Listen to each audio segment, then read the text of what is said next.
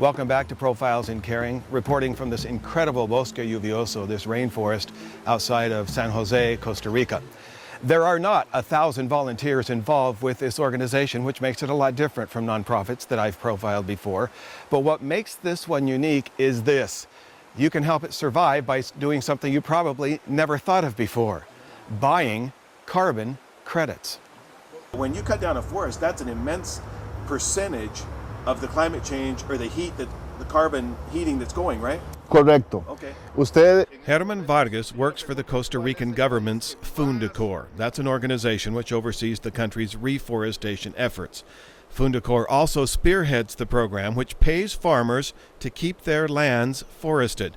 More explanation on that in just a moment, but here is why the program is so important. ¿Por qué? Porque está cortando los bosques. Vargas and others measure the amount of carbon held captive by rainforests, and rainforests are by far the largest single holders of potential carbon emissions in the world.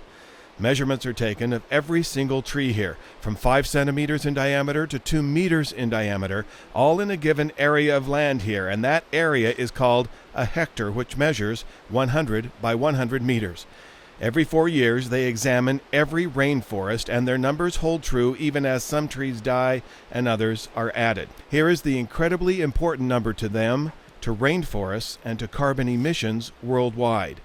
Calculations over years indicate that 50% of a tree's weight is what is called live material. Mathematics prove that inside every kilogram of live material, half of that is carbon, held in check by every single tree. They know that these forests will hold 115 tons of carbon for every hectare of space. The rainforests hold the carbon until they are cut, and when they are cut, more carbon is released into the atmosphere by forests than by any other method.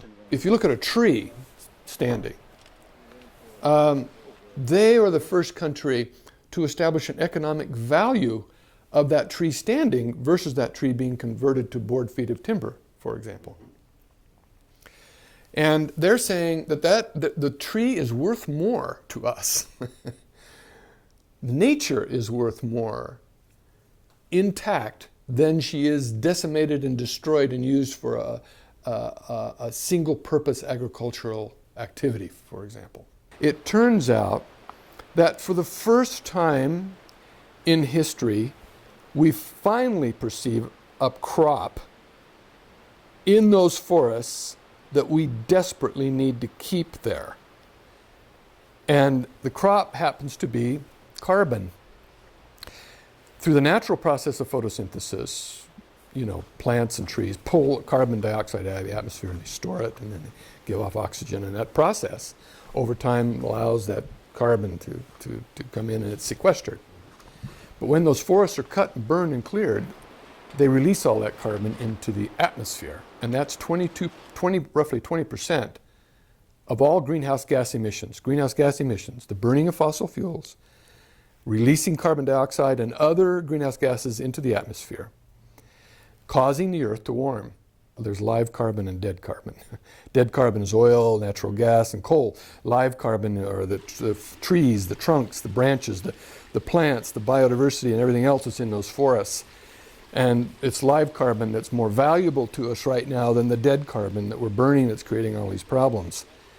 And so by keeping that carbon in the forests, we can solve a big portion of the problem of climate change.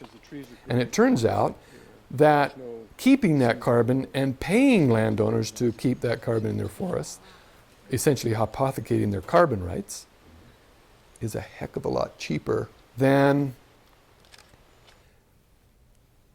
any other carbon mitigation technology that's being considered and pondered throughout the world today. For carbon capture and storage, the numbers I'm hearing now are $30 to $90 a ton, metric ton CO2 going into the atmosphere. So they're talking about taking that carbon out of the coal-fired power plant smokestacks and pumping it underground. Carbon capture and storage.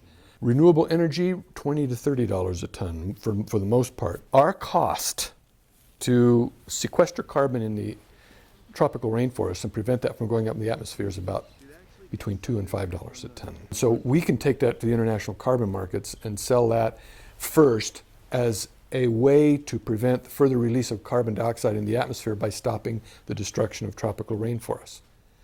And so we're saying to the industrialized world, start there to reduce your carbon footprint on the planet. Stop cutting tropical rainforests. And it is by far the most humane solution because there's so many more life forms in those forests than just carbon, dead carbon.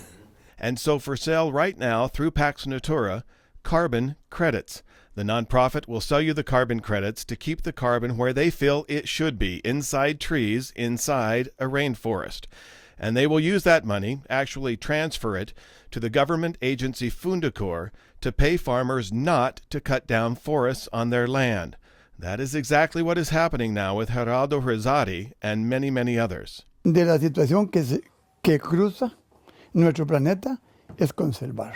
He says the importance for him right now with the situation of our planet is to conserve, that every person has a responsibility to decide not to negatively affect the worldwide system, he tells me.